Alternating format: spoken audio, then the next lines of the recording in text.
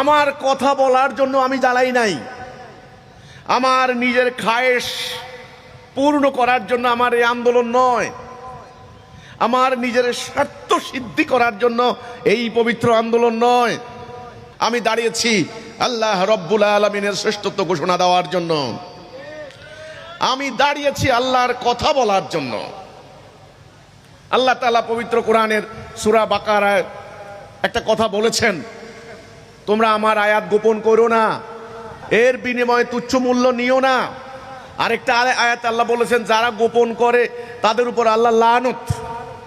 সাবধান, আল্লাহর আয়াত কিন্তু গোপন করা যাবে না। আপনি কিছু বলবেন, কিছু বলবেন না, এটা কিন্তু হবে না। আপনি যখন বলার দায়িত্ব নিয়েছেন সম্পূর্ণরূপে বলতে হবে। আপনি যখন ঈমান এনেছেন পূর্ণাঙ্গ রূপে ঈমান আনতে হবে। সূরা বাকারা 208 নম্বর আয়াত, হে মুমিনরা তোমরা সর্বাত্মক রূপে ইসলামে প্রবেশ করো, ফিসিলমে কাফা, 100%। কিছু মানবা কিছু মানবা না, এটা হবে না, এটা ঈমান হবে না। আল্লাহ বলেন আমি অংশীদারি পছন্দ করি না। আল্লাহ শিরিক ক্ষমা করেন না।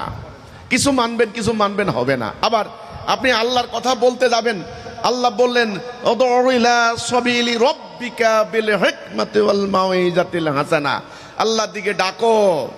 ওমান আহসানু কওলাম মিম্মান দাআ ইলাল্লাহ, তার কথা থেকে কার কথা উত্তম হতে পারে যে মানুষদেরকে আল্লাহর দিকে ডাকে।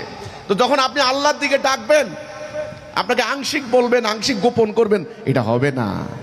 আল্লাহ ঠিক যেটা করতে বলেছেন ঠিক সেটা জনগণকে বলতে হবে।